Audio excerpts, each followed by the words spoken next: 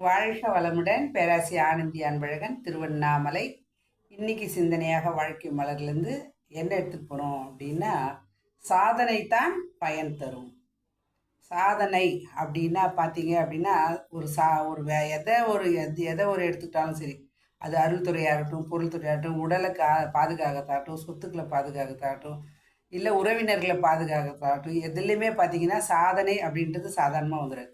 அதுக்கு முன்னாடி நிறைய வேதனை வரும், துன்பம் வரும், எல்லாமே வரும். ஆனால் அதை தாண்டி நம்ம நிற்கிறோம் பாருங்க. அதை சொல்ல சுவாமிஜி, தடை கற்களே படிக்கற்களாக மாற்றிக்கொள்ளுங்க அப்படின்னு. உண்மை அதான். தடை கற்களே அப்படின்னா, ஒருத்தர் தடை வருது அப்படின்னா நம்மளை பற்றி அவங்க உணர்த்துறாங்கன்னு நம்ம எடுத்துக்கிட்டோம் அப்படின்னா அடுத்த நிலைக்கு போயிட்டே இருக்கலாம். அப்போ அதான் சொல்லுவாங்க சுவாமிஜி, மனவளக்கலை அப்படின்றது பார்த்தீங்க அப்படின்னா, இது போதனை மார்க்கம் அல்ல, இது சாதனை மார்க்கம் அப்படின்னு. அது சும்மா சொல்லிட்டு போகிறது பெருசு இல்லை, ஆனால் அதை செயலுக்கு எடுத்துகிட்டு வர்றது தான் இது சாதனை தான் பயன் தரும் அப்படின்றாங்க. அப்போ என்ன செஞ்சால் சாதனை வரும் அப்படின்னா, முதல்ல அறிவின் வளர்ச்சிக்கு 3 படிகள் இருக்குது. என்னென்ன அப்படின்னு பார்த்தீங்கன்னா, நம்பிக்கை, விளக்கம், முழுமை பெறு. இது மனவளக்கலையில் முதல்நிலையாக தகவலே கொடுத்துருவாங்க. அதை இன்ஃபர்மேஷன், கன்ஃபர்மேஷன், டிரான்ஸ்ஃபார்மேஷன் அப்படின்வாங்க. நம்ம முதல்ல இன்ஃபர்மேஷன் தெரிஞ்சுக்கிறோம், அப்புறம் கன்ஃபர்மேஷன் பண்ணிக்கிறோம், கரெக்டாக இல்லையா அப்படின்னு. முதல்ல நம்பிக்கை வருது, அப்பா அம்மா சொல்வது மூலமாக, பக்தியின் மூலமாக. அடுத்தது பார்த்தீங்கன்னா என்ன பண்ணுங்க, நம்ம ஒரு விளக்கம் வந்த பிறகு ஆமாம் இதுதான் இப்படி நல்லது செஞ்சால் நல்லது விளையும் நம்மளுக்கு தெரிந்து பாருங்க, அதான் நம்பிக்கை. நம்ம என்ன பண்ணுறோங்க, முழுமை பேருன்னா டிரான்ஸ்ஃபார்மேஷன்னா நமக்கு எது முழுமையான வாழ்க்கையை, நிறைவான வாழ்க்கையை, மனதுக்கு திருப்தியான வாழ்க்கையை, அன்பான வாழ்க்கையை, அமைதியான வாழ்க்கை தருதோ அதுக்கு நம்ம மாற்றிக்கணும்.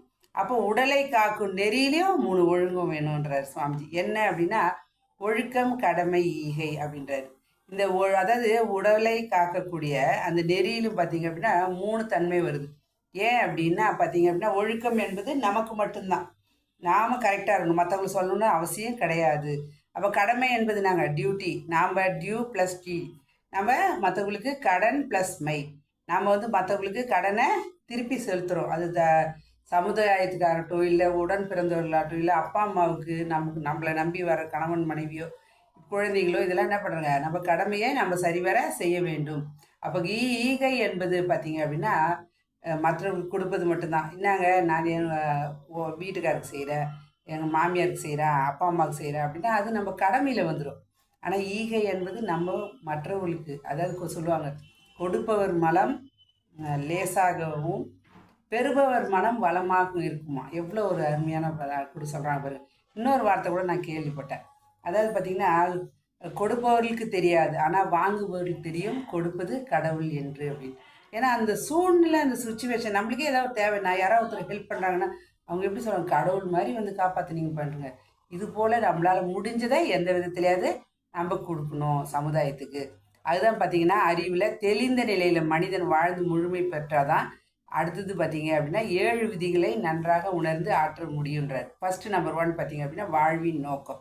அப்போ தேவைகள், விருப்பங்கள் போன்றவற்றை மதித்து கொள்ள வேண்டும். இதை ஒன்றுக்கொன்று முரண்பாடு இல்லாமல், தேவைக்கு விருப்பத்துக்கு முரண்பாடு இல்லாமல் பார்த்துக்கணும், நம்பர் 1. நம்பர் 2 பார்த்தீங்க அப்படின்னா, தனக்கு அமைந்துள்ள சூழ்நிலையும் வாய்ப்புகளையும் கணித்து கொண்டு அதற்கேற்ற போல வயது எல்லாத்துக்கும் எப்படி நடந்துக்கணுமோ சூழ்நிலைக்கு ஏற்ற போல மாற்றிக்கணும்.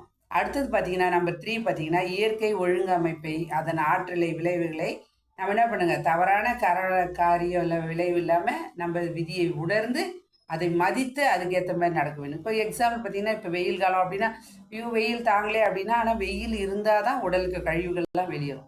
அப்போ சூரியனோட ஒளிக்கதிர் இல்லைன்னா எங்கேயுமே அங்கே துன்பத்து தான் வரும். முதல் தெய்வமே, கண்ணுக்கு தெரிஞ்ச தெய்வமே பார்த்தீங்கன்னா சூரியன் தான் சொல்லுவாங்க. அப்போ இந்த காலகட்டத்தை நம்ம ஏற்றுக்கிட்டோம் அப்படின்னா தான் அடுத்து வரக்கூடிய காலகட்டத்தை நம்ம ஏற்றுக்கூடிய தன்மை வரும்.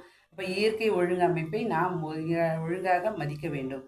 அடுத்தது பார்த்தீங்கன்னா, நம்பர் 4, வாழ வேண்டிய முறையும் ஆற்ற வேண்டிய செயல்களையும் வரிசையாக தொகுத்து கொள்ள வேண்டும். என்னென்ன செய்யணும் அப்படின்னு நீங்கள் என்னென்ன செய்யணும் அப்படின்னு ரொம்ப குழப்பமாகுதுன்னா, ஒன்றும் இல்லைங்க, உட்காந்து தியானம் செய்யுங்க. அழகாக அது டைம் டேபிள் இரையாற்றல் அழகாக போடுகிறது, இந்த நேரத்தில் செய்ய அப்படின்னு கரெக்டாக போட்டு கொடுப்போம். 5வது பார்த்தீங்கன்னா, இத்தகைய வாழ்வுக்கு நான் தன்னை தகுதியாக்கி கொள்ள வேண்டும் அப்படின்னா நம்ம என்ன பண்ணுங்க, உடல் வலிமையும் திறமையும் அறிவையும் வளர்த்து கொள்ள வேண்டும். அப்போ அதுக்கேற்ற உடற்பயிற்சியும் சிந்தனையும் நம்ம பழகிக்கொள்ள வேண்டும். நாம் இந்த நிலைக்கு போகணும் நீங்கள் நினச்சிட்டாவே போதுங்க, ஆட்டோமேட்டிக்காக இரையாற்றல் நம்ம அதுக்கேற்ற மாதிரி கரெக்டாக நம்மளுக்கு வழிவகுத்து கொடுக்கும். நம்ம எண்ணம் தான் அது. நான் இப்படி இந்த நிலையை அடையணும் அப்படின்ற எண்ணத்தை நீங்கள் போட்டால் தான் நம்ம அடுத்த நிலைக்கே போக முடியும். அடுத்தது 6வது, விழிப்போடு விடாமுயற்சியோடு எண்ணம் சொல் செயலில் பயன்படுத்த வேண்டும். எப்பயுமே அறிவு விழிப்போடு இருக்கணும்.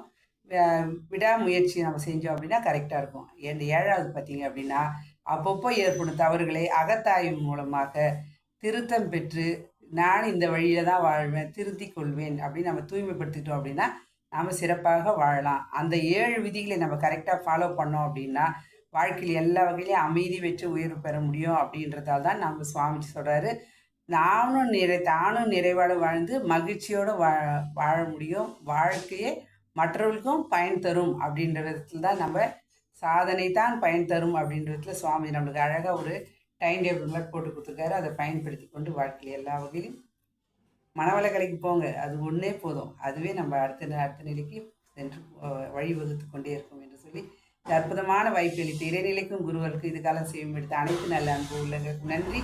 மீண்டும் சந்திப்போம், சிந்திப்போம். வாழ்க வளமுடன்.